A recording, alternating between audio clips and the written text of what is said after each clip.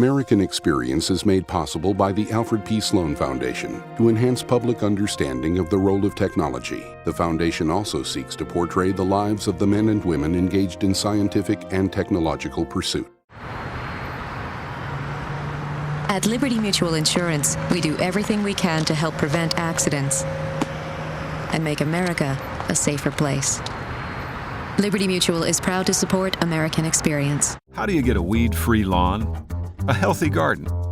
A home that's pest-free? Every day we work to find new and better solutions. Ortho, proud to support the American Experience on PBS. American Experience is also made possible by the Corporation for Public Broadcasting and contributions to your PBS station from viewers like you. Thank you.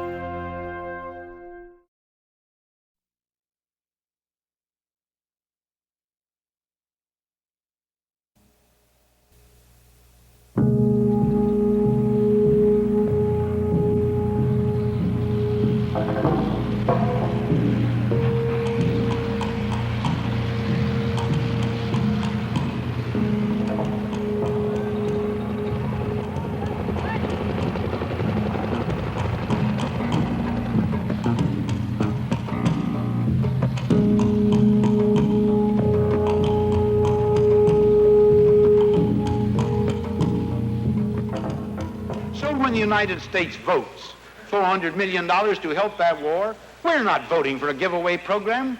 We're voting for the cheapest way that we can prevent the occurrence of something that would be of the most terrible significance to the United States of America, our security. If we withdrew from Vietnam, the communists would control Vietnam. Pretty soon, Thailand, Cambodia, Laos, Malaya would go. If this little nation goes down the drain and can't maintain her independence, ask yourself what's going to happen to all the other little nations. If the United States now were to throw in the towel and come home, and the communists took over South Vietnam, then all over Southeast Asia, all over the Pacific, in the Mideast, in Europe, in the world, the United States would suffer a blow. And peace, because we are the great peacekeeping nation in the world today because of our power, would suffer a blow from which it might not recover. First a handful of advisors, then the Marines. Finally, an army of 500,000. That was the Vietnam War. It was an undeclared war. A war without front lines or clear objectives. A war against an elusive enemy.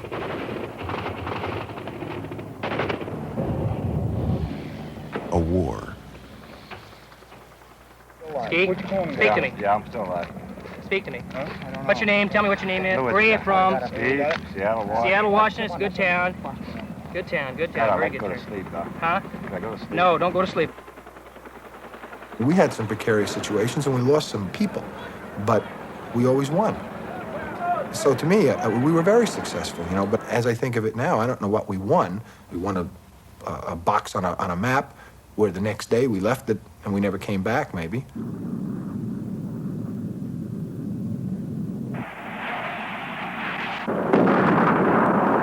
It was a war that blurred the line between friend and enemy.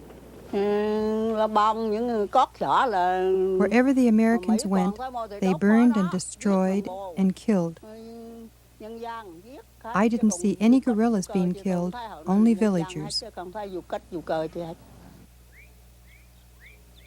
An 8-year-old or a 9-year-old can kill you just as quick as a 25 or a 26-year-old man. Back here in the States, the kids are playing cowboys and Indians. Over there, they've been playing it for real.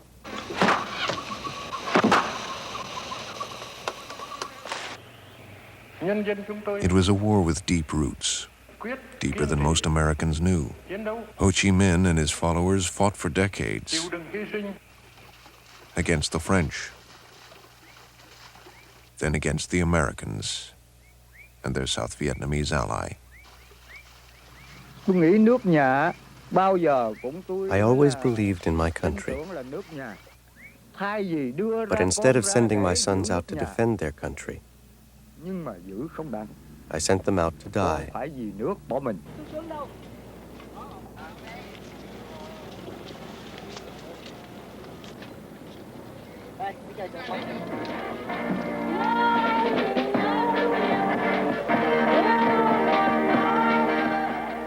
It was a war that turned South Vietnam inside out. A war that changed the GIs who fought it. GI, you want Vietnamese cigarette? For a box of Tide, you could get a carton of pre-packed, pre-rolled marijuana cigarettes soaked in opium. For $10, you could get a vial of pure heroin. You could get liquid opium, speed, acid, anything you wanted.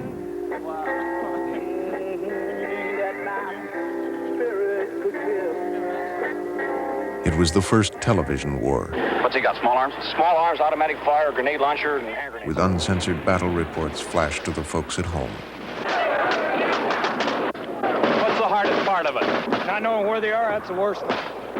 You lost any friends?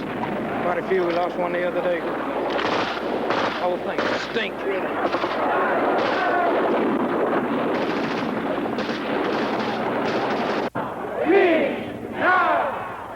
It was the first war Americans opposed in huge numbers, openly and passionately.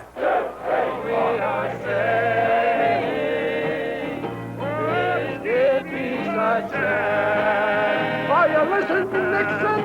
Oh, we are saying. Are you listening, Agnew? The Vietnam War ended when the communists took Saigon.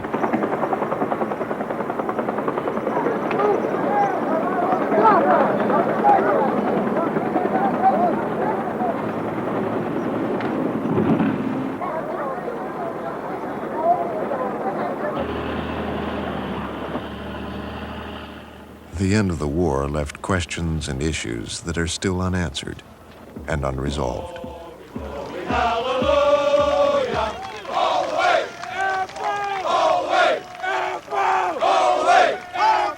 Well, it's time that we recognized ours was in truth a noble cause.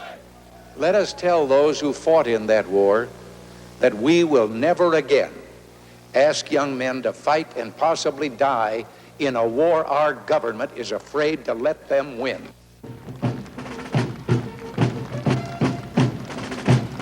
Vietnam, a noble cause, a shameful venture.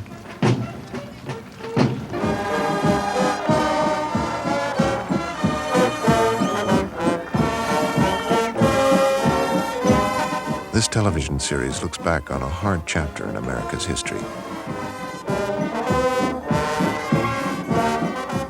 2.5 million Americans fought in Vietnam, and 58,000 Americans died there. Why?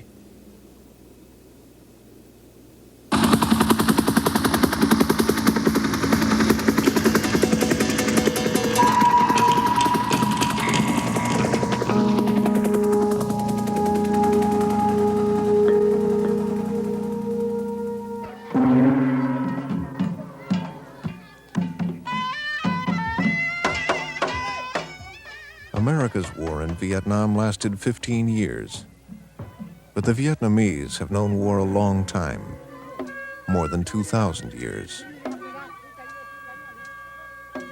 Their traditional enemy was China, their giant neighbor to the north. For centuries, Vietnam was the southernmost part of China's empire.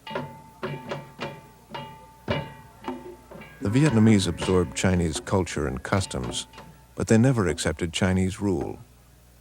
Today, throughout Vietnam, they commemorate the Trung sisters, who led a rebellion against China in the 1st century after Christ.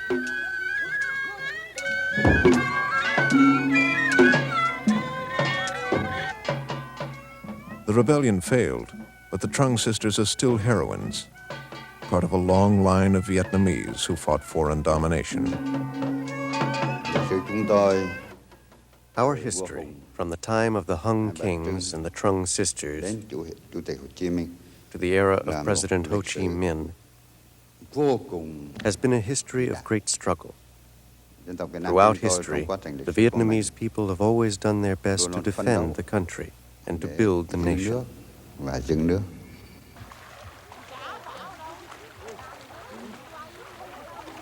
They fought for almost 1,000 years after the Trungs to evict the Chinese.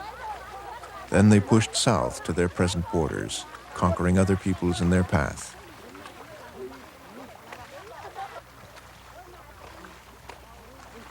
The country expanded so rapidly that it fragmented in a series of civil wars. Despite their internal conflicts, the Vietnamese regarded themselves as one country and one people.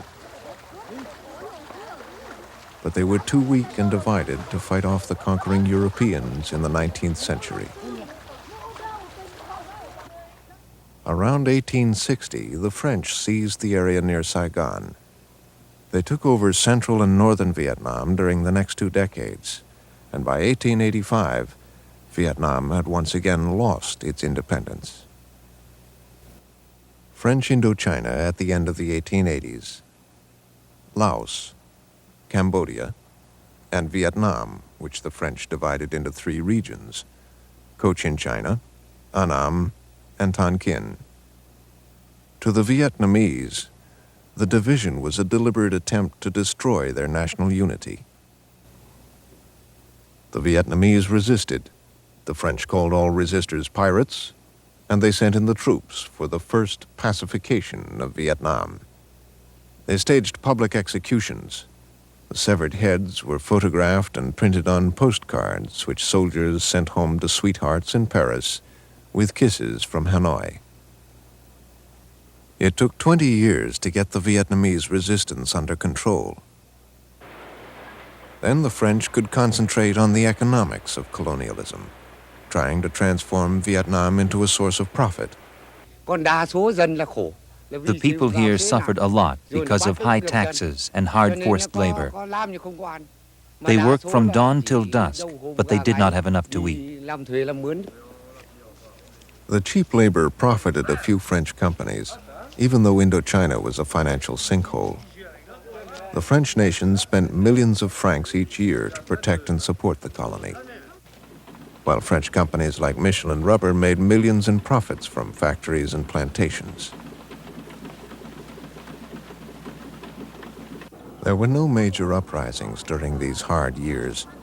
Vietnamese society was reeling under the impact of westernization. French culture permeated the cities, bringing Western fashions and ideas. The Vietnamese elite began to give their sons a Western education. Almost all of those who would lead the next resistance to the French were French educated. Among them was Ho Chi Minh.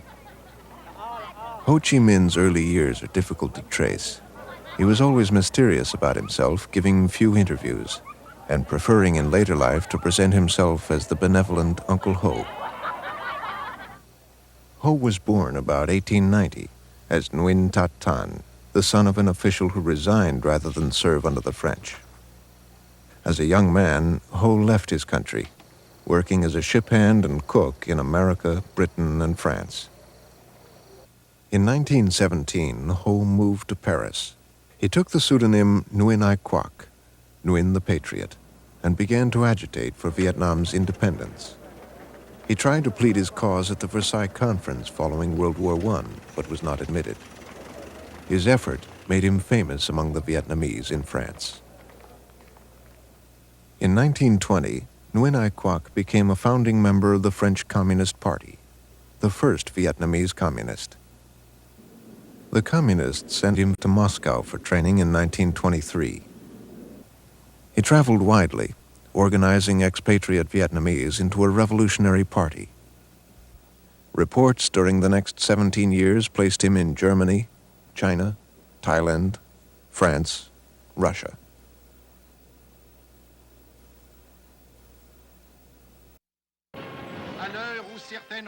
France was proud of its colonial record. Dans de nombreuses régions, autrefois désertiques, où des tribus hostiles les unes aux autres traînaient une existence misérable, les civilisateurs français ont apporté la paix, le travail, la prospérité, la joie. Par son importance et sa fécondité, le domaine français d'outre-mer est devenu un élément essentiel de la vie économique mondiale, une force active de la civilisation, un glorieux témoignage de la grandeur de la France.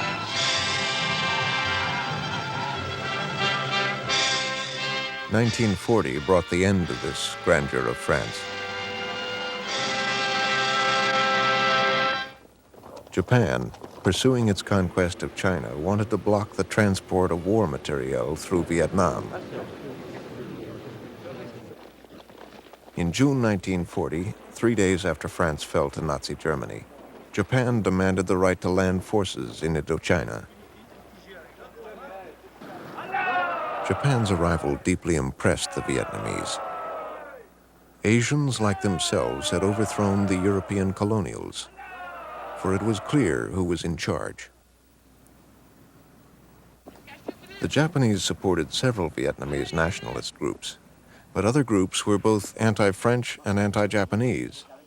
The most important was the Viet Minh, founded in 1941 by Nguyen Ai Quoc. He had returned to Vietnam after 30 years with a new name, Ho Chi Minh, meaning he who enlightens. After the conference to establish the Viet Minh, Uncle Ho sent out a letter calling for the support of the population.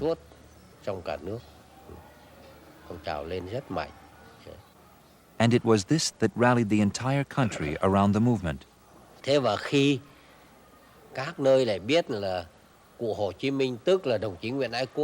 And when people realized that Ho Chi Minh was actually Nguyen Ai Quoc, their trust in the movement was further established. This was because the name Nguyen Ai Quoc had been widely known in the country. People knew that he was a great patriot. The Viet Minh organized guerrilla bases, trained cadres, harassed the French and Japanese, and spread propaganda, urging the peasants to resist. Why did the Viet Minh fight the Japanese while other Asian nationalists collaborated?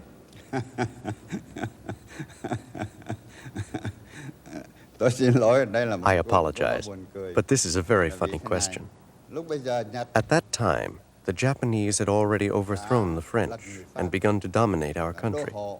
So of course we had to fight the Japanese.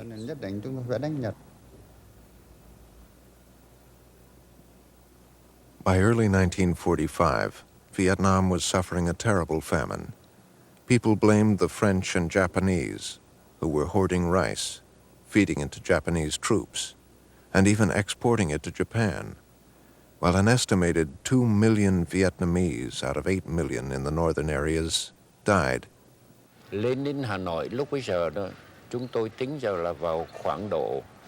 At that time, in our estimate, at least 40,000 starving, poor peasants arrived in Hanoi to beg for food and to wait for handouts, for alms. The French did not organize any hunger relief, and the Japanese specifically forbade us to carry out any hunger relief effort of our own. People dug into the garbage dumps in order to find any edible thing at all. They also ate rats. But this was not enough to keep them alive. The Viet Minh organized the peasants to seize rice stalks and gained tremendous prestige. This peasant support gave them a political edge they never lost. It's a long, tough road to Tokyo.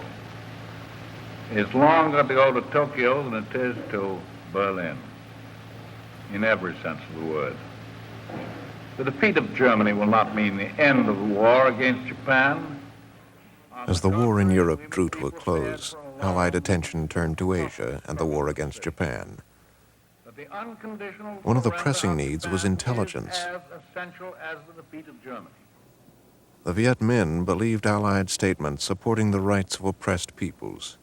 They had given the Allies information about Japanese troop movements. So the Americans turned to the Viet Minh and its leader, Ho Chi Minh. I first met Ho on the China border between China and Indochina in the last days of April of 1945. He was quite an interesting individual, very sensitive, very gentle, a rather frail type. We spoke quite at length about the general situation, not only in Indochina, but the world at large. We knew he was a communist, but we also felt, as they did, and the way anybody who has met Ho Chi Minh that I've ever talked with had the same feeling, he was first a nationalist and second a communist. That is, he was interested in getting the independence of his people, and then he thought probably the best thing for them was the communist type of government. But he was a nationalist first and foremost. The Viet Minh agreed to help the Allies. Major Patty sent a training group, the Deer Mission, into the northern mountains. The Deer team went in and they organized, out of about 500 Vietnamese, we selected, with the help of General Giap, selected 200. We spent the next 4 weeks training these young men into the art of using automatic weapons, demolition equipment, and the infiltrating and exfiltrating into various dangerous areas. There, for the first time, we saw what kind of troops the Viet Minh were. They were very willing, fine, young nationalist, really what we used to say gung-ho type. They were willing to risk their lives for their cause, the cause of independence against the French. Before Ho's men could prove their willingness, World War II was over.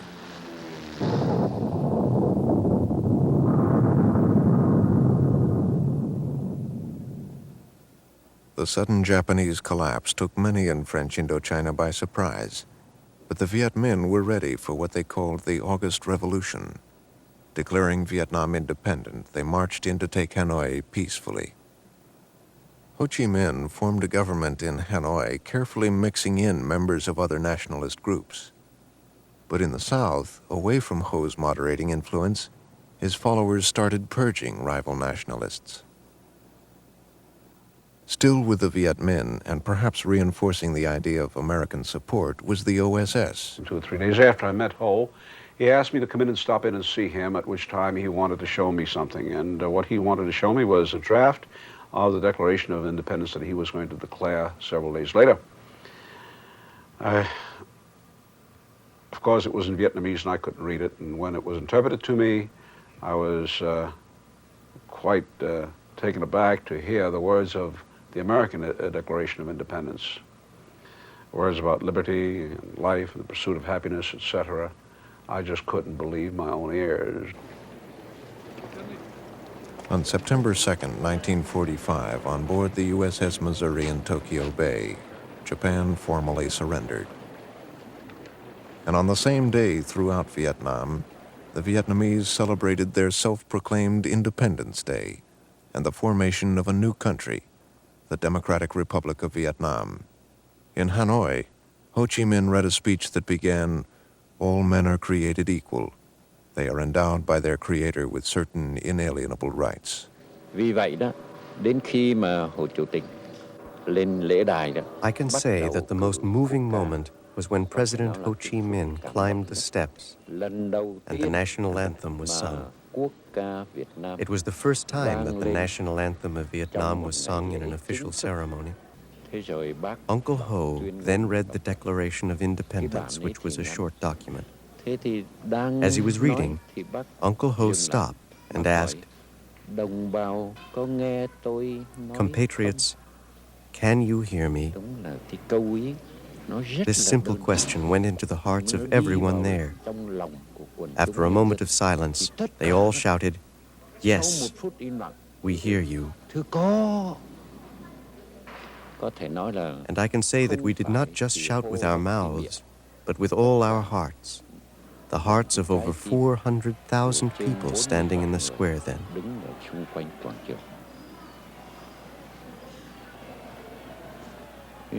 Trong khi mà bác After Uncle Ho finished reading the Declaration of Independence, thì có một cái máy bay nhỏ thôi. an airplane, a small one, circled over us. Cái quảng trường Ba Đình. Thì lúc giờ đồng bào chúng tôi là We did not know whose plane it was. máy bay gì. Tưởng là máy bay Việt Nam. We thought that it was a Vietnamese plane. But when it swooped down over us, we recognized the American flag. The crowd cheered enthusiastically. Ho appealed to President Harry Truman, but he would probably have accepted anyone's support. Truman did not respond to Ho's letters. He had been in office only 4 months in August 1945 and had not had time to formulate a policy on Indochina. There was quite a division in the State Department over Indochina. Both the Far Eastern Office and the European Office were in complete agreement that we wanted a strong France recovered in Europe from the trauma of Vichy and the defeat in the war. But the European division felt to help get the French back on their feet, we should go along with practically anything that the French wanted. The Allies had worked out a compromise plan to disarm the Japanese. Above the 16th parallel, the Chinese would take the surrender of Japanese troops. The British would do the same in the south. They arrived in Saigon in early September. The British commander, General Douglas Gracie, was a seasoned colonial officer with limited political experience. His orders were to disarm the Japanese and maintain law and order. He had absolutely no mandate whatever to start talking about handing over French Indochina to anybody other than the French. He had his strict instructions. The British rearmed the French and helped them drive the Viet Minh out of Saigon. The Viet Minh fought back, but they had few weapons to use against the French troops. In the south, the French retained control. In the north, Ho's Viet Minh had widespread support, but they also faced a problem: 150,000 nationalist Chinese troops. The Chinese came to disarm the Japanese. They stayed to loot and disrupt, and they threatened to remain indefinitely. Desperate to expel the Chinese, Ho Chi Minh negotiated with the French. In March 1946, they reached an agreement. The French colonial authorities displayed their power as Ho Chi Minh, President of the Democratic Republic of Vietnam, came to confirm the agreement permitting French troops back for a limited period. In return, France recognized the new Vietnamese state, and the Chinese army left.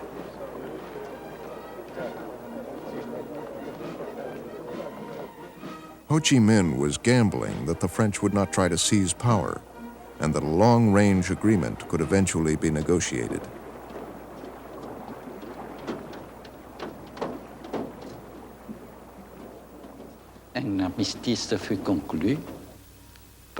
A truce was concluded. There were to be future negotiations to settle the problems between us and France. Under these conditions, we allowed a certain number of French troops to take the place of the nearly 200,000 troops of Chiang Kai-shek, which were to evacuate our country as soon as possible. So we had some breathing time to consolidate our forces.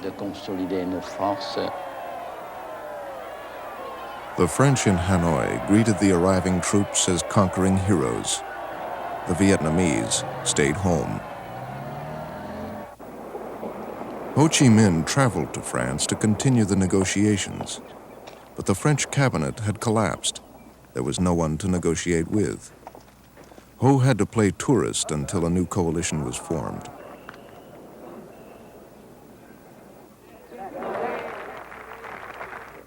While he waited, the French administration in Saigon, acting on its own, declared the southern part of Vietnam separate from the north.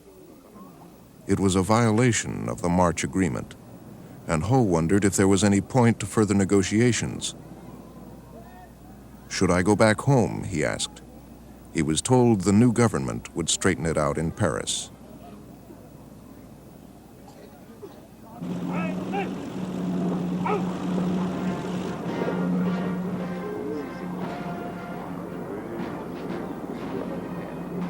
In 1946, Ho had been famous as a patriot for a quarter of a century, and the Vietnamese in Paris turned out to welcome this first president of an independent Vietnam.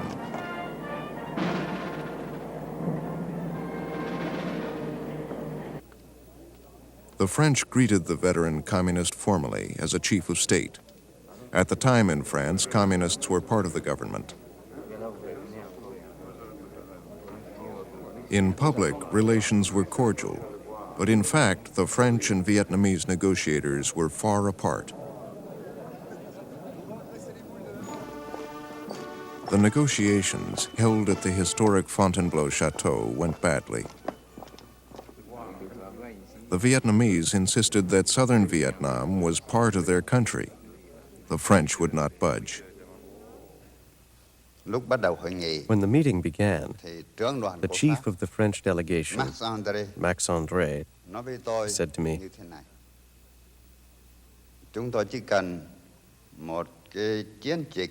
"We only need an ordinary police operation for 8 days to clean all of you out."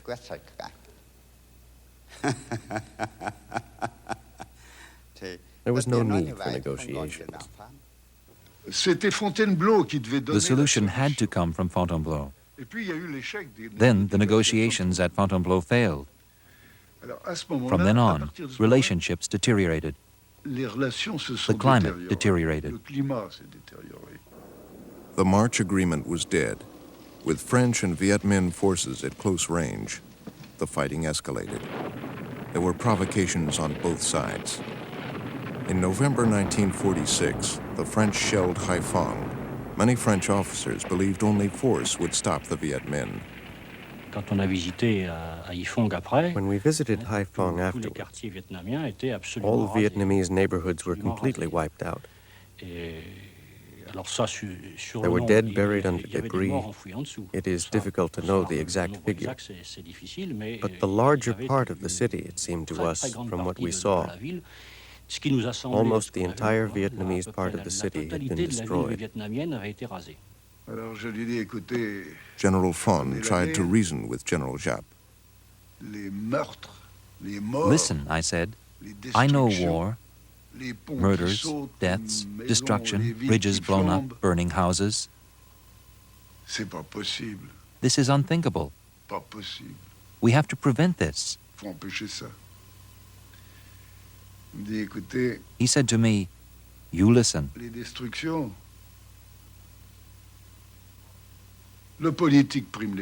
Politics come before economics. The destruction is not important. The deaths, 1 million Vietnamese deaths, not important. The French will die too. We are ready. It will last 2 years, 5 years if necessary. We will no longer give in. By late 1946, Ho Chi Minh's government was forced out of Hanoi, out of the cities. The First Vietnam War had started. The French were confident that they could wipe out Giap's ragtag army quickly. They were a modern army with modern weapons, most bought with U.S. aid.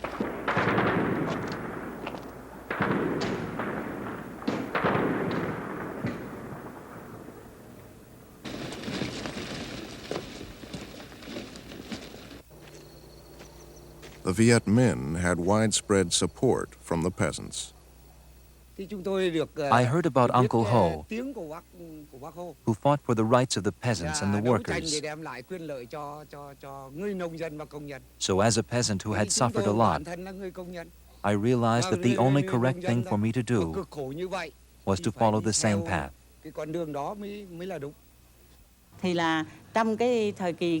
At first, we did not have any weapons except for bamboo spears. But in the northern part of our country, they were producing arms. I was appointed to go there to report on the situation in the South. Uncle Ho told me that he carried the South in the depth of his heart, and I should tell him what we needed, so that the central government could supply us to fight the French and drive them out of the country. I replied that we needed guns. Uncle Ho said that the central government could only give us so many guns because they did not have many. The main thing, he said, was to capture the enemy's guns and use these guns against them.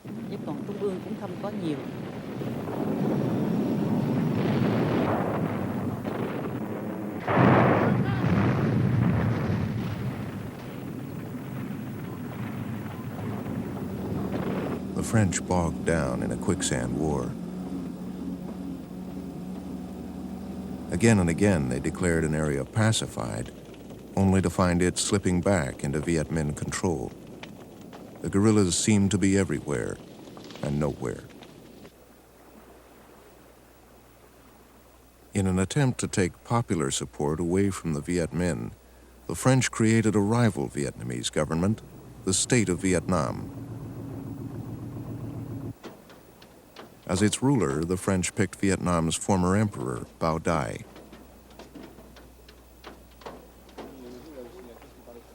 But they placed so many limitations on his regime that to many Vietnamese, it did not seem at all independent. 1950 brought a new source of help to the Viet Minh. Mao Zedong's forces arrived at Vietnam's borders, having taken all of China.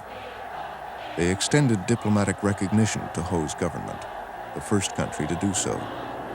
The Soviet Union followed quickly, and a week later, the United States recognized Bao Dai's rival state. Lines were being drawn in a continuing Cold War. In the early 50s, the United States had a concept of communism, international communism, as a hard, monolithic bloc of China and Russia with no crevices in it, that was seeking to expand and gain a dominant position in the world.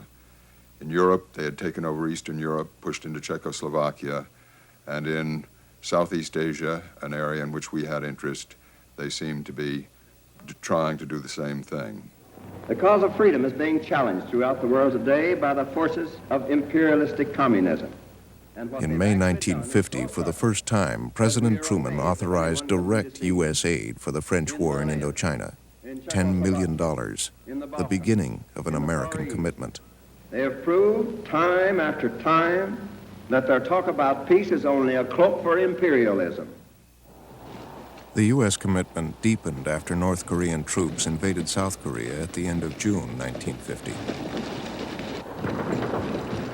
It was decided on the very weekend of the North Korean attack that we would step up our aid very significantly to the French into Southeast Asia, because we did not know at that point whether or not the Chinese might attempt to move into that area as a part of a general offensive in Asia. By the end of 1950, the United States had given $150 million in aid to the French forces, including planes, tanks, fuel, ammunition, and napalm.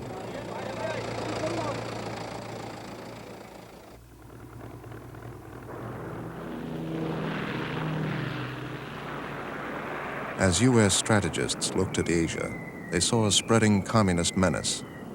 The fight in Korea had become an international war. And in Vietnam, the Viet Minh had linked up with communist China. Viet Minh war capacities improved dramatically. We used the new weapons to mount offensives against the French. We were able to wipe out 2 large French units and capture all their weapons. The way was cleared for communications between Vietnam and the outside world. Then we received military aid from China,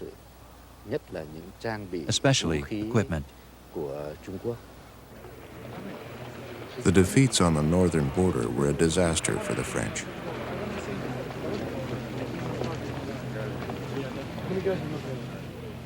The Indochina War was no longer just a colonial conflict. It was still small, but it had become international, supported on both sides by major powers. By the end of 1953, America was paying 80% of the war, over $1 billion a year. Le Jaunissement, France's Vietnamizing of the war, and other strategies to gain Vietnamese support had failed.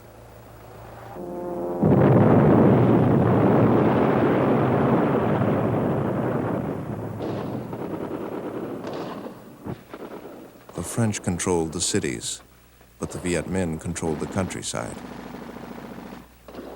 The French controlled the day, the Viet Minh the night.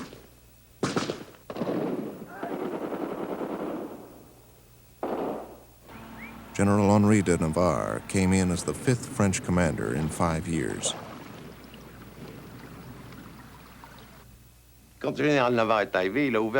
When General Navarre arrived, he opened a file right away, and on that file I wrote war goals.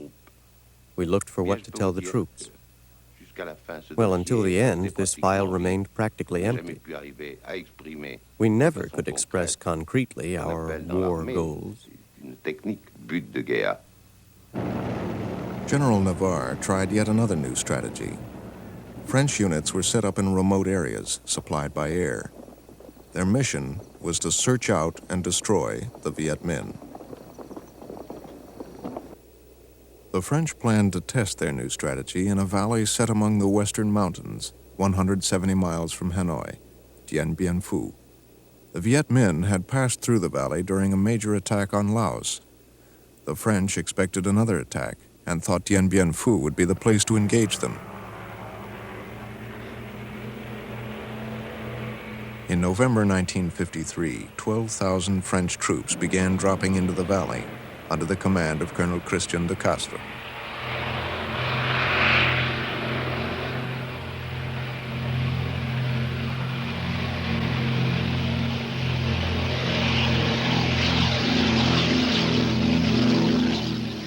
The top French command in Saigon was sure that Giap would never be able to mass enough troops around Dien Bien Phu, never get heavy artillery up the hills, never keep supply lines open.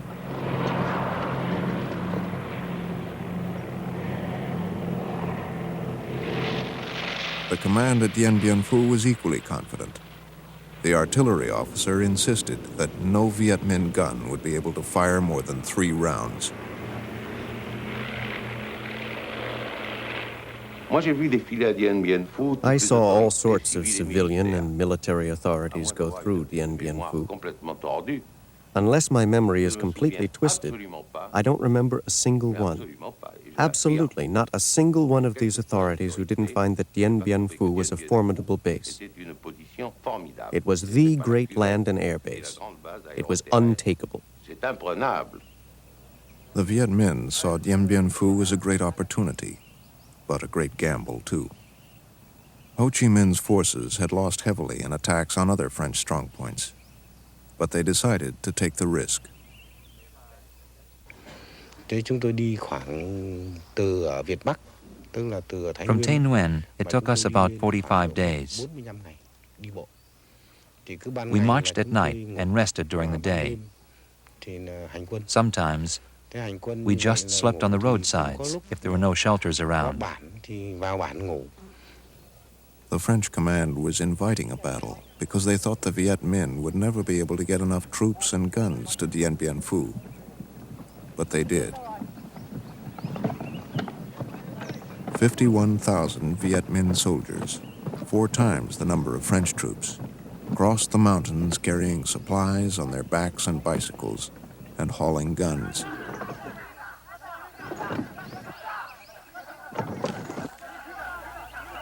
Both sides had a special reason for wanting to win at Dien Bien Phu. At this same time, January 1954, the great powers were meeting in Berlin. They set a date and place, April 26th in Geneva, to meet and discuss Asian issues, including the Indochina crisis.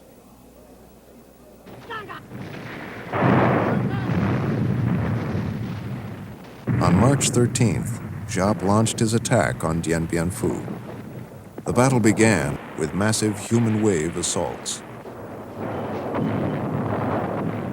The Viet Minh guns blanketed French artillery from positions so well dug in and camouflaged that the French planes could not get at them. The first post fell within 8 hours. By the next day, March 14th, the Viet Minh shelling had destroyed the main airstrip.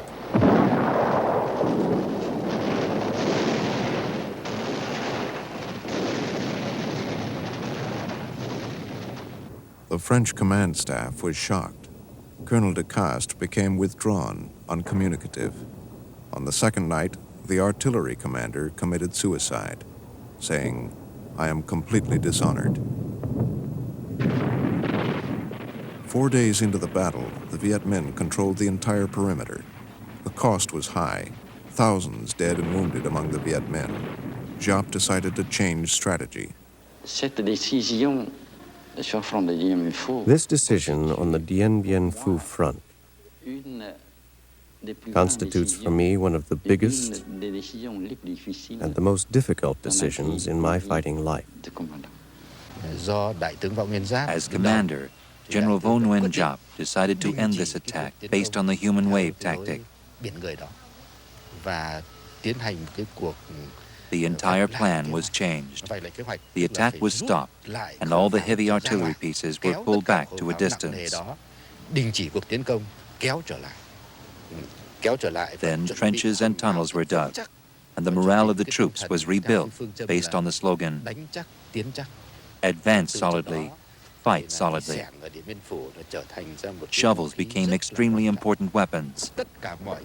All the cadres and soldiers put most of their time and energy into digging trenches and tunnels. We slowly surrounded Dien Bien Phu with trenches, cutting into the airstrip so it could not be used again, slowly tightening the noose around the necks of the French.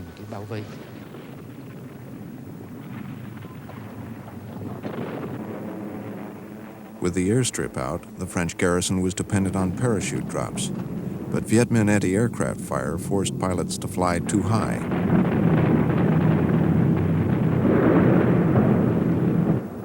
Supplies began falling into enemy hands. General Giap's change in strategy was working, and he settled in for a long siege. For the French, Dien Bien Phu became a nightmare. The rainy season started early with drenching downpours. French dugouts and shelters collapsed. Clean water became impossible to find. Medical supplies ran out. No planes could land to evacuate the wounded. Men who were wounded in the trenches sunk under the yard-high mud to die.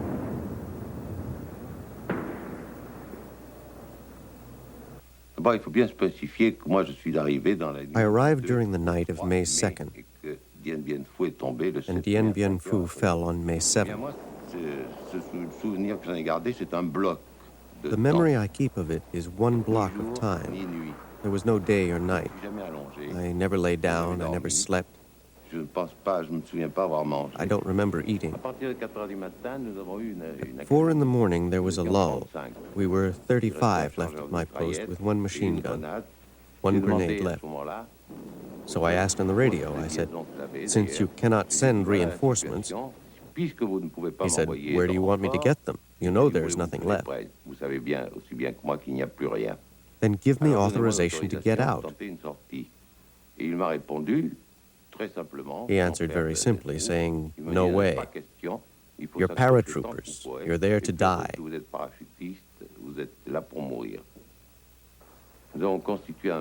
We built a barricade with corpses at the entrance, since we had no sandbags, and we waited. And we saw the shadows coming one by one, the Viet Minh.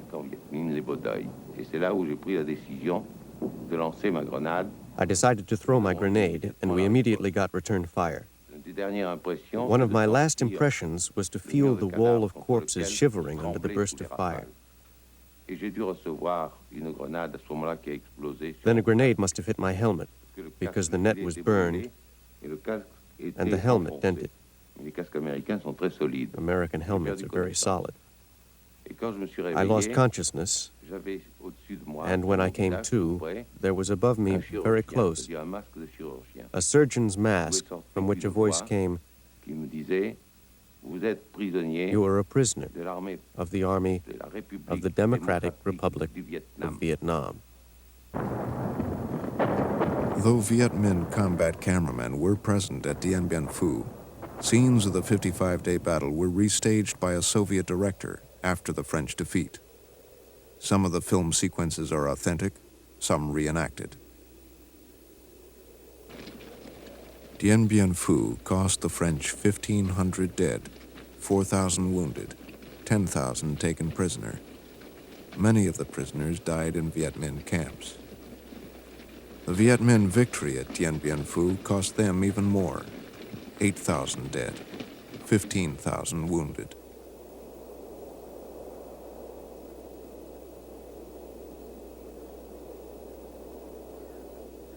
You are all aware that the French and their Vietnam ally have suffered reverses, notably the fall of Dien Bien Phu after a superb defense. The present situation is grave, but by no means hopeless. In the present conference at Geneva, we and other free nations are seeking a formula by which the fighting can be ended and the people of Indochina assured true independence. So far, the communist attitude at Geneva is not encouraging. The Geneva conference bogged down almost immediately. The United States delegation was ordered to watch and not to talk. My instructions were to go to the meetings, to not participate in them, and not to agree to anything, but to be there and sit at the table. And I found it a very difficult job to sit at the table at which people were making discussions and some conclusions were being arrived at without agreeing to them, in situations in which silence itself tends to give assent. I can tell you that I was very, very unhappy and perspired very, very freely. Emperor Bao Dai, head of the state of Vietnam, also sent a delegation to Geneva. I was told I should accept the communists at the conference table. I said, no, there is only one Vietnamese state. It is I. The communists are rebels. Given my uncompromising position, they turned the political conference into a military conference. In June, the French cabinet fell, and a new prime minister took over, a critic of the war, Pierre Mendès France. Mendès France made a promise to the French National Assembly. If he could not resolve the Indochina question at Geneva within 30 days, he would resign. The United States feared this meant France might abandon Indochina to the communists. Washington was not at all clear as to what kind of an agreement Mendès France was proposing to make, or what agreement he would make. And if the agreement was going to be something with which we could possibly live or acquiesce, or whether or not we were going to have to denounce it and, in fact, walk out of the conference.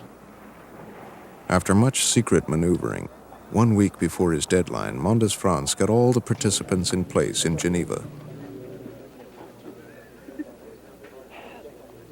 On July 20th, the day before the deadline, 2 issues were still unresolved.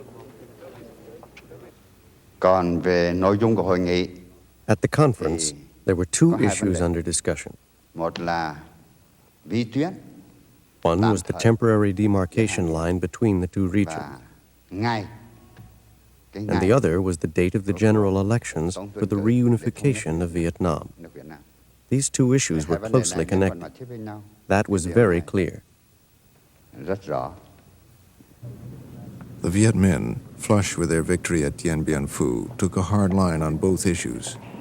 But on the last day, the Soviets and the Chinese forced them to compromise.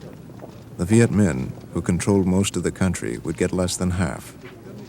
The elections to reunify Vietnam would take place not soon, when the Viet Minh would surely win, but in 2 years. They had been undercut by their own allies. The Soviets and Chinese had several motives, among them fear. If Mendès France failed, France might keep fighting, and America might intervene. La raison et la paix Reason and peace have won out. After days and nights of hard negotiations filled with anxiety and hope, the ceasefire has been signed. In my soul and my conscience, I am sure these are the best conditions we could have hoped for in the present state of things. My own feeling at the end of the conference was that we had probably obtained just about all that could be obtained in the light of the situation on the ground. I don't think we could have obtained much more. But I must say that very honestly, I did not have much optimism that South Vietnam was going to be able to survive. We thought that having signed the agreements, the French would now be forced by world opinion to carry out the Geneva Accords. And we strongly believed that there would be a general election held in 2 years, and then the revolution would certainly win. So we greeted each other, in 2 years. We expected to have a general election and reunification in 2 years. In the fall of 1954, the Viet Minh marched into Hanoi, taking back from the French what they had lost 8 years before. To America and the world, it looked like the Viet Minh would soon be marching into Saigon, too, as the French pulled out, taking everything: houses, trucks, factories, even their dead.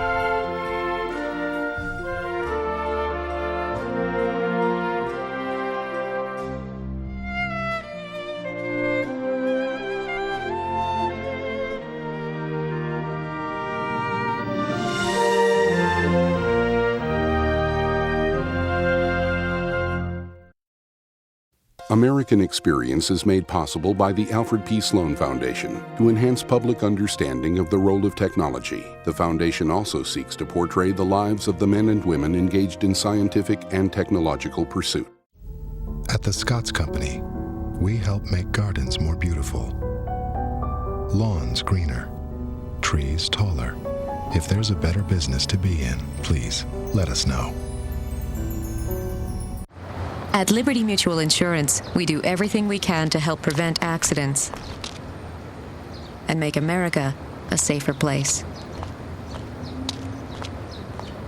Liberty Mutual is proud to support American Experience. American Experience is also made possible by the Corporation for Public Broadcasting and contributions to your PBS station from viewers like you. Thank you. Major funding for this program was provided by the National Endowment for the Humanities.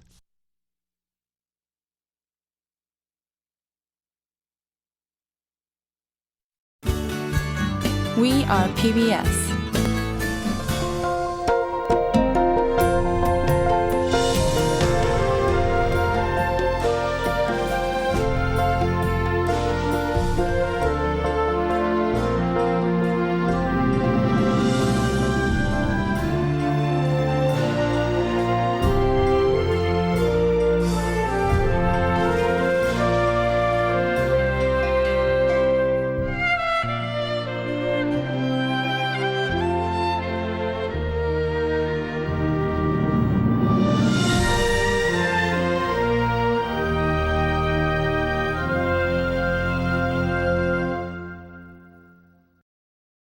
American experience is made possible by the Alfred P. Sloan Foundation to enhance public understanding of the role of technology. The foundation also seeks to portray the lives of the men and women engaged in scientific and technological pursuit. At Liberty Mutual Insurance, we do everything we can to help prevent accidents and make America a safer place. Liberty Mutual is proud to support American experience. At the Scots Company, we help make gardens more beautiful, lawns greener, trees taller.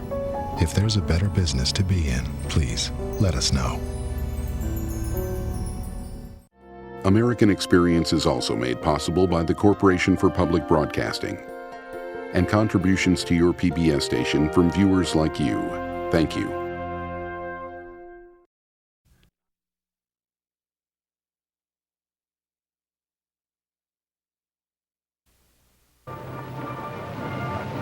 America made a commitment to South Vietnam and to its president, Ngo Dinh Diem, in the 1950s under President Eisenhower.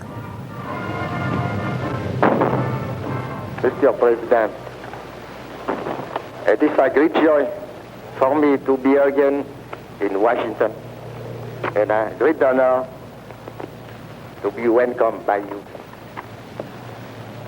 I thank you very much. By late 1963, Diem was dead, the U.S. government implicated in his downfall. This is the story of the beginning of America's war in Vietnam.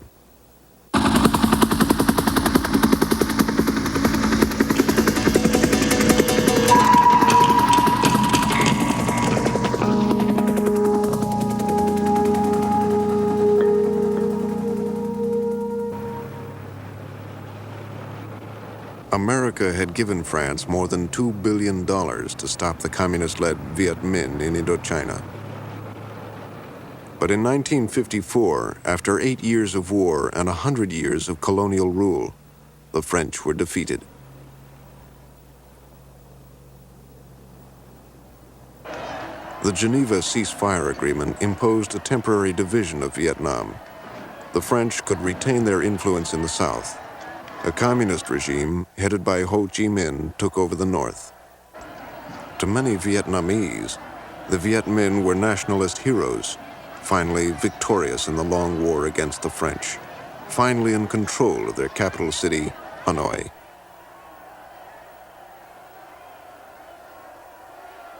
To America's leaders, Ho Chi Minh represented international communism directed by Moscow. And after China's fall to the communists only 5 years before, they saw Ho's victory as another threat to the West. I saw everywhere that there were people who were frightened and worried at the evidence, either in their own country or in very close proximity to it, of aggressive Chinese communist intentions. It would seem as though it was quite possible that the Chinese communists are not content to stop until it is apparent that they are stopped by superior resistance. In the South, American hopes for building an anti-communist state centered on Ngo Dinh Diem, a little-known nationalist appointed prime minister during the Geneva Conference. Diem had disliked French rule. Now he was inheriting their shaky bureaucracy, a demoralized army, and a capital, Saigon, seething with fierce political rivalries.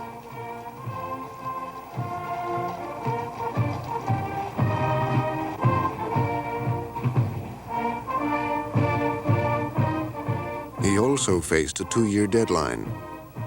The Geneva Agreements called for countrywide elections in 1956.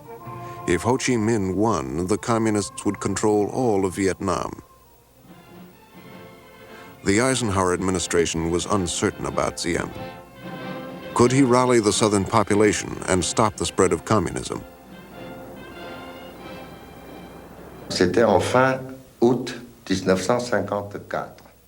It was the end of August 1954, a month and a half after my brother Diem had come to power. Je suis arrivé à Saigon. I arrived in Saigon to find that my brother couldn't count on his government workers. ni sur l'administration civile, puisque tout le monde because everybody was panicky, était tellement catastrophé, n'est-ce pas, tellement convaincu que la completely fin était convinced proche, that que the la end was upon them. La conquête des communistes serait The advance, terminée, the communist victory, would be at any les moment. fonctionnaires n'avaient absolument plus aucune The government people had no intention of idée working. de travailler. Everybody was trying to figure out how they were going to get out of this hornet's nest. Pouvoir se tirer de ces guêpiers. Ziem had been appointed by Bao Dai, the playboy emperor picked by the French. He had few allies in South Vietnam. An austere Catholic, he had gone to America in the early 1950s and secluded himself in a New Jersey seminary. Father John Keegan. He was a mysterious kind of person because we didn't know quite exactly what he was all about. He didn't seem to us to be very important. He did dishes with us, and people of importance didn't do that. Students did that, or brothers did that, and here was Ziem, doing dishes at the tables with the rest of the students. We were impressed with his devoutness. As seminarians, we were up at 5:30 in the morning, and Ziem would already be in a pew, meditating, reflecting. He would attend Mass every morning, quite devoutly as far as we could see, and stay afterwards and pray. It was almost as though he were living the life of a monk. By the fall of 1954, refugees from the north, most of them Catholics, were fleeing towards the south. Many had worked with the French and they feared communist reprisals. Many expected that Ziem, a Catholic, would favor them.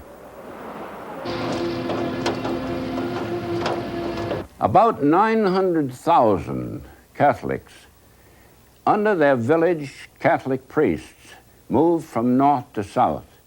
There was only a handful of people that moved from south to north to get away from the Ziem government. These refugees were settled by parishes in areas that were prepared for them by the South Vietnamese government. But they remained as Catholic enclaves, and very much as the Southerners, following our Civil War, objected to the carpetbaggers that came from the north and took over a good many of the political posts in the South, so also the South Vietnamese strongly objected to the Ziem adherents who came south.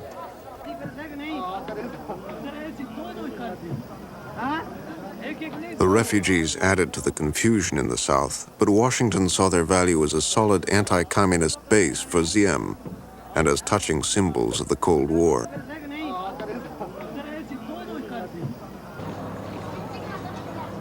American agents assigned to the North used propaganda to spur the migration. Their chief, a veteran CIA specialist, was Colonel Edward Lansdale. Some people were very reluctant about leaving home, so that the efforts on the propaganda were informative and also sort of urging them or nudging them real hard to come to a decision quickly, because there would be a period when free movement wouldn't be permitted. So the orders to these people started turning into sharper and sharper form to get them to move and to overcome their reluctance at a time of great demoralization of the people. To signal the growing American commitment to Ziem, President Eisenhower dispatched a new special envoy, his World War II colleague, General J. Lawton Collins.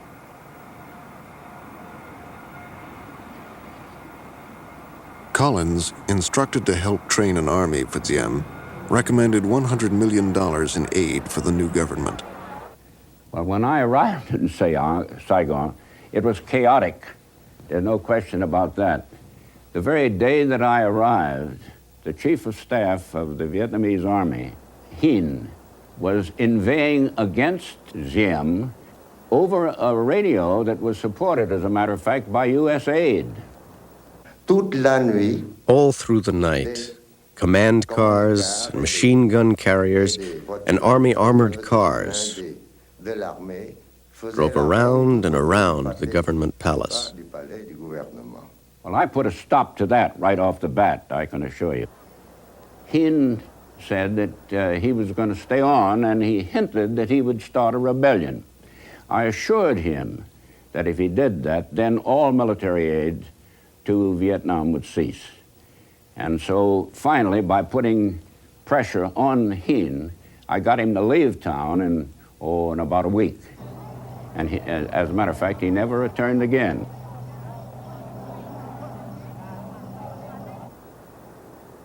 More challengers emerged from the chaos of South Vietnamese politics. Two of them headed armed religious factions. Another, backed by the French, was a former river pirate, now a notorious gangster and opium dealer. Bai Vien was his name. He controlled the secret police, mind you, of Vietnam. He also controlled all the houses of prostitution and the gambling joints, and this was the source of his strength. Bai Vien tried to make a deal with Diem, but Diem refused.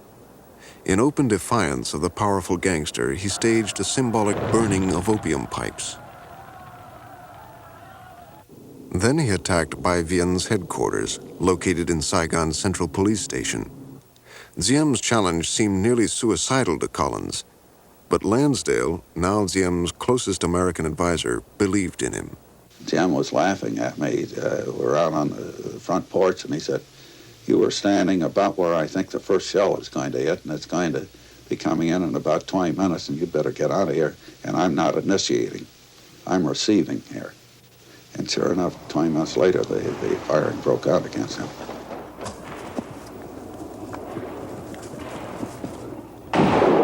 Bai Vien's private army fought Diem's troops through the streets of Saigon.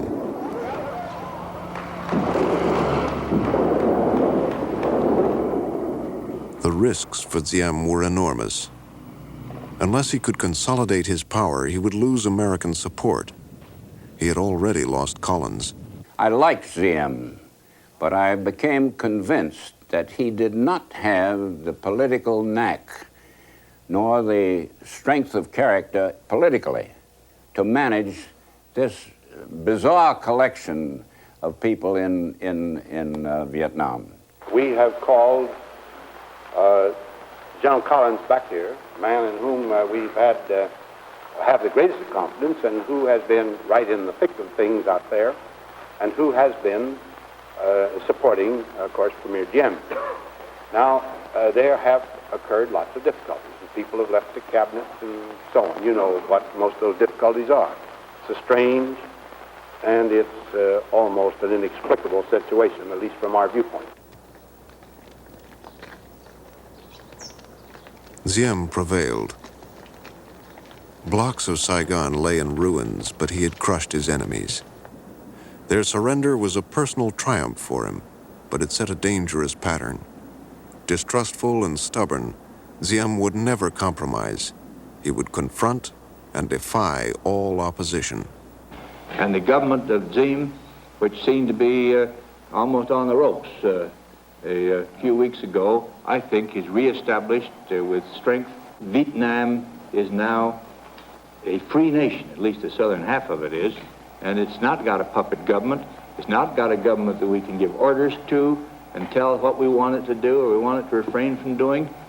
If it was that kind of a government, we wouldn't be justified in supporting it. In the early days, just after his installation, when he took over, we had this group of Americans, all of whom had tremendous ideas of how to further the efforts of the country, of how to get this thing rolling, of how to get the country started, get the government organized and formed and going. We convinced him that he was not too well known, and that Ho Chi Minh was very well known by everybody, and therefore he should build up his popularity. He made a series of long trips throughout the countryside, got big receptions. There was, of course, an organized claque to get them enthusiastic. And he began to believe in this, that this was a good public relation ploy, that he could succeed in being a popular president. Ho Chi Minh's followers believed the countrywide elections in 1956 would bring them to power in a reunified Vietnam. They had withdrawn their troops from the South, but the Geneva Agreements allowed their political organizers to remain there and rally support for Ho. I and my family were very happy and supportive of the Geneva Agreement because we believed that there would not be any reprisal against the people who regrouped to the north and those who remained behind. We thought that in 2 years we would have a free and fair election in which the people could freely choose their own government. The U.S. had opposed the Geneva Agreements, but pledged to respect them. Diem, who had condemned the accords, now resisted the nationwide election. Dulles had to decide what to do. He sat very quietly. We all sat very quietly. I can recall distinctly the clock ticking away on his wall and his breathing heavily as he read through the paper, turning to us, the few of us who were there at that meeting, and saying, I don't believe Diem wants to hold elections. I believe we should support him in this. There's this about it. At that time, we had a dictator that was now controlling more than half the country and with a great deal of his population, and he would get 100% of the vote. The Americans and Diem carried the day. There were no countrywide elections. Vietnam remained divided, and Washington welcomed Diem as a hero. You have exemplified in your corner of the world patriotism of the highest order. You have brought to your great task of organizing your country the greatest of courage, the greatest of statesmanship. You are indeed welcome. Without American support, Diem would never have survived. With it, he seemed to have done the impossible. Washington held him up to the world as a model of anti-communism, the miracle man of Asia. Diem welcomed the weapons and the dollars, but he often resisted the Americans' advice. He was polite, but he was rigid and proud and fiercely nationalistic. I think he looked upon us as great big children, well-intentioned, powerful, with a lot of technical know-how, but not very sophisticated in dealing with him or his race or his country's problems.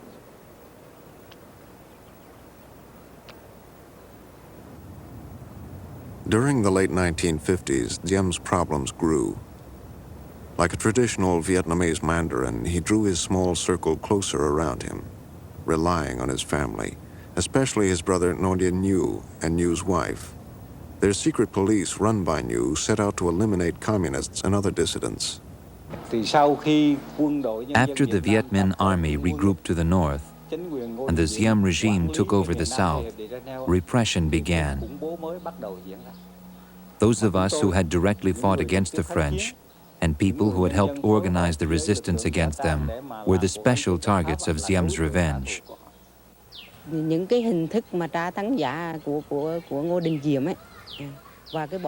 The manners of tortures inflicted upon these people by Ngo Dinh Diem and his hound dogs, this was our term for the secret police, were extremely inhumane.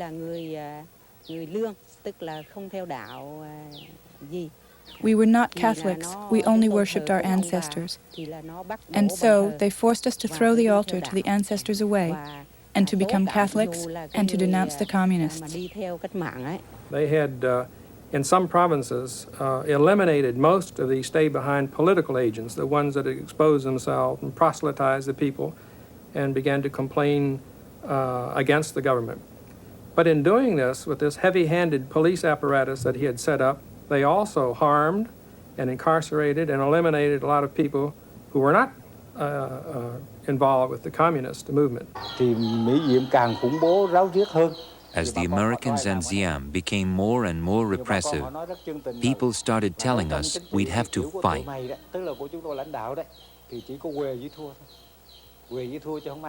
They said we'd be wiped out if we kept to our plan of just political struggle. Nhân dân miền Nam sẵn sàng hy sinh, đương đầu với đế quốc Mỹ, đế quốc nguy hiểm nhất để giải phóng miền Nam. 14 triệu người đã đứng dậy làm cuộc kháng chiến lần thứ hai. This film marked a new phase of the struggle in the South. The formation in 1960 of the National Liberation Front, a communist organized coalition of anti-Diem forces. nhân dân miền Nam đang viết lên những trang sử. Denied the election promised at Geneva and nearly destroyed by Diem and news police, the communist leadership and its southern supporters decided to go back to war. It would be, they said, a war of national liberation against Diem and against the American presence in Vietnam.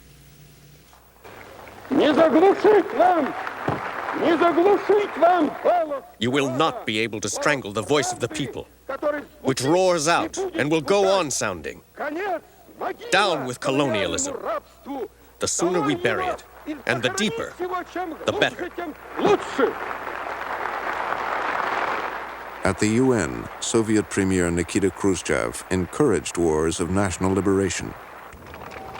The new president took over in an atmosphere of grave threats and confrontation between East and West. John Kennedy was in office only a few months when he suffered a humiliating defeat at the Bay of Pigs in Cuba. Communist leader Fidel Castro crushed a secret American plan to oust him and then paraded his prisoners for the world to see. The invasion planning had begun before Kennedy took office, and Eisenhower joined him during the crisis. Soon, a badly shaken Kennedy faced questions on another war of national liberation in Vietnam.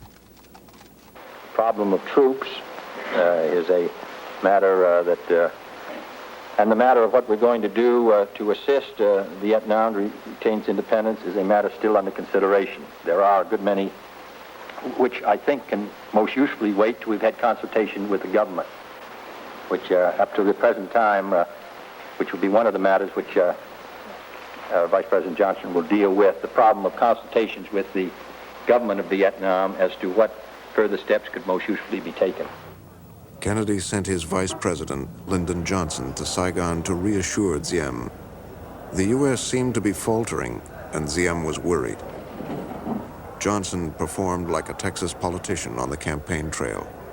Tell them that in the battle for Britain, when the clouds were over the little island of England, Churchill said, "We'll fight them in the alleys, in the streets." On his tour around Saigon, Vice President Johnson has stopped his motorcade. He talks to just about anybody around. Now he's taking a ride in what's known as a pedicab. Johnson really enjoys this kind of thing. Nothing phases him. He tries everything. President Kennedy was determined on this one because of a number of early setbacks. The Bay of Pigs, to begin. The dressing down, in effect, that he got from Khrushchev in the Vienna conference when they first met each other.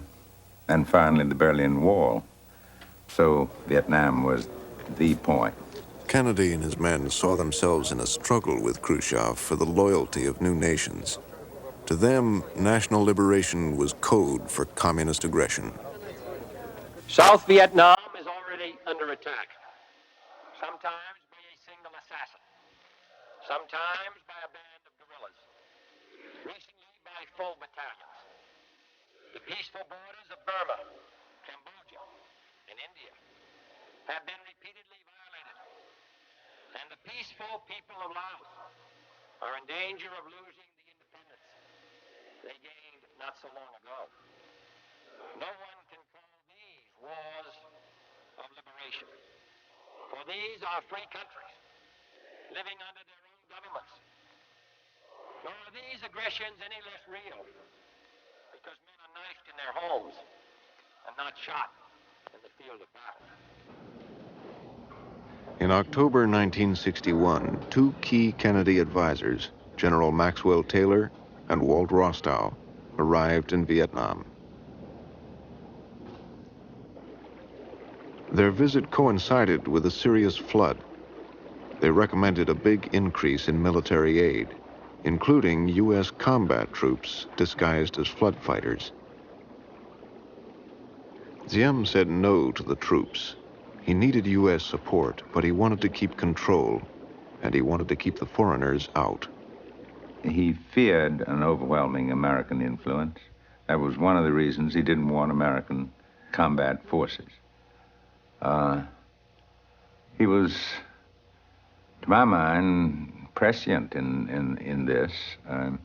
Said, in effect, he thought it would be a bonanza for the Viet Cong. Kennedy, too, was reluctant to send ground troops, but he wanted to be tough. The answer for little wars, guerrilla wars like South Vietnam's, was counterinsurgency. Special forces like the Green Berets were sent to train the troops of threatened countries. They went in small numbers, but they brought with them the best of American military technology. Counterinsurgency was stylish and exciting, and it suited JFK's needs perfectly. One of its strongest proponents was Kennedy aide Roger Hilsman. My idea was that the role of the Special Forces were to train Vietnamese to behave as guerrillas, harassing the supply lines down through the mountains of the Viet Cong. And the American Special Forces were to train their Special Forces to do that.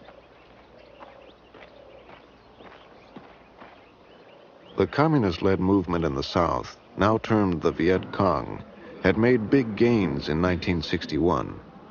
With increased U.S. aid and the new counterinsurgency program, Kennedy raised America's ante. He could win this limited war with a few American advisors, a lot of American hardware, and a positive attitude. I feel that being humble and putting yourself in their position is a way to do it. I have gone out and helped them pick watermelons. I walk around with my bodyguard, he and I, and we go visit them and drink tea with them in the houses, in their house. And this is an oddity to them because they can't imagine that an American can put himself in this position. So therefore, it's going to be the man who can give them the most, show them that they can support them better, that will win their confidence and win their support. And as you know, it's the man who gets the support of this farmer who is going to eventually win this war.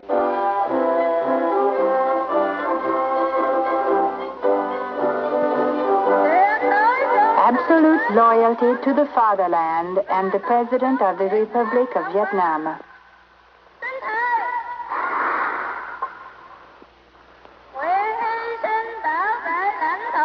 We swear to sacrifice ourselves to defend our country and the personalist Republic regime. The ceremonies hid widening cracks inside the regime. In early 1962, two of Diem's own Air Force officers bombed the palace, hoping to topple the tightly knit ruling family.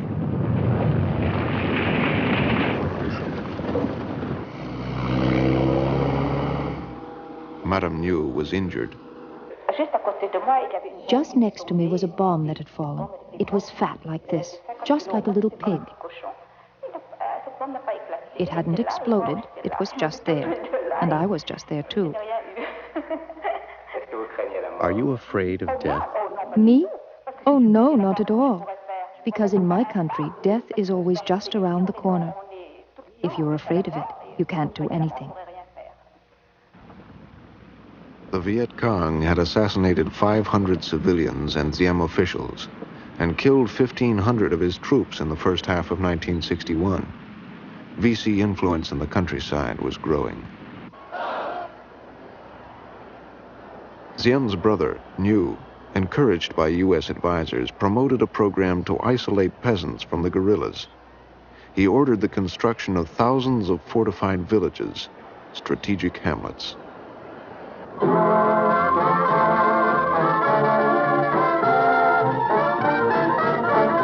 are building strategic hamlets to bring peace throughout the country. This was their motto and their code of faith.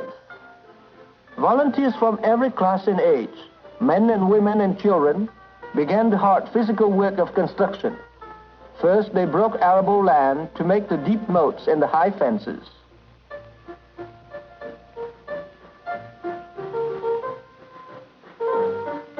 First came the moat around the entire village.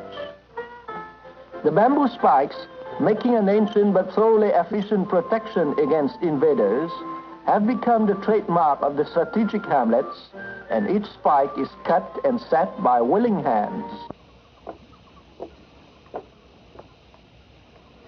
In reality, life inside the spiky perimeter didn't measure up to the ideal. Diem's half-hearted land reform in the 50s had failed, and now the already resentful farmers were forced to relocate to the hamlets, which were targets for Viet Cong attacks. Defense Secretary McNamara toured some hamlets with Ambassador Nolting in May 1962. Though American officials had private reservations about the program, McNamara publicly praised it. The Americans were trying to be optimistic. Major, how would you say the war was going in your sector? Well, I think here lately, that's going a lot better. I think we're beginning to win the people over. Our operations are going better. We're actually getting VC. What evidence do you have that you're winning the people over? Well, we've got this strategic hamlet program going on. When we go out on these operations, it seems like the people are more friendly. Several times recently we've had people warn the Vietnamese troops that there was an ambush ahead or something like that. This means the people are getting on our side. It was just a year ago that you ordered stepped-up aid to Vietnam. There seems to be a good deal of discouragement about the progress. Can you give us your assessment? No, we are putting in a major effort in Vietnam. As you know, we have about 10 or 11 times as many men there as we had a year ago. They are, we've had a number of casualties. We put in an awful lot of equipment. We're going ahead with the strategic hamlet proposal. Some phases, the military program has been quite successful. There is great difficulty, however, in fighting a guerrilla war. You need 10 to 1 or 11 to 1, especially in terrain as difficult as South Vietnam. But so we're not, we don't see the end of the tunnel, but I must say I don't think it's darker than it was a year ago, in some ways lighter. But there was rising opposition to Diem's government, especially to his brother Nhu, who controlled the secret police and an elaborate intelligence network. Brilliant and eccentric, Nhu was at war not only with the communists, but with all critics of the regime. My husband, he was very unhappy with, on one side, his brother, the other side, his wife. He considered both of us as babes in the woods. He said to his brother, you should be a monk, and you, to me, just keep quiet. Don't say anything. Vietnam had been a concern to the Kennedy administration, but it was not a major concern. Suddenly, in the spring of 1963, it became a crisis. Buddhist groups protesting that Diem's soldiers had killed 8 worshippers while breaking up a gathering in Hue began a series of demonstrations.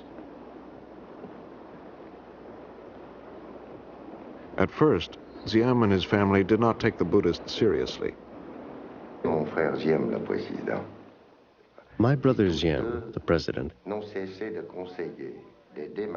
never stopped giving aid and good advice to the Buddhists. He used to say to them, try to do something to reorganize your religion.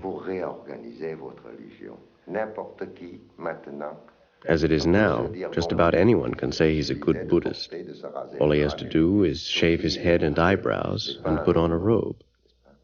As the demonstrations grew, Diem rejected compromise and met the challengers with force. A Buddhist monk, Thich Quang Duc, countered with a traditional act that horrified the West. The Reverend Quang Duc decided to dedicate his body as a torch to light the struggle to preserve religious teaching. I saw him step out of his car and assume the lotus position. Then a monk stepped forward and helped the Reverend pour gasoline on himself. At that moment, a flame engulfed his body. Tưới xăng lên mình và cùng lúc thì là chúng tôi thấy ngọn lửa của hòa thượng bốc cháy. The photos hit the front pages in America and were on Kennedy's desk in the morning. Quang Duc had become a martyr. Saigon students joined the Buddhists, and the protests against Diem exploded. During the Reverend Quang Duc's cremation, everything was burned except for his heart, which remained intact. His heart was set on fire 2 more times, but it still did not burn.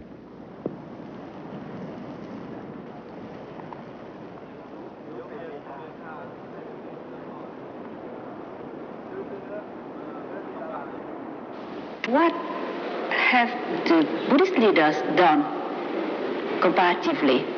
The only thing they have done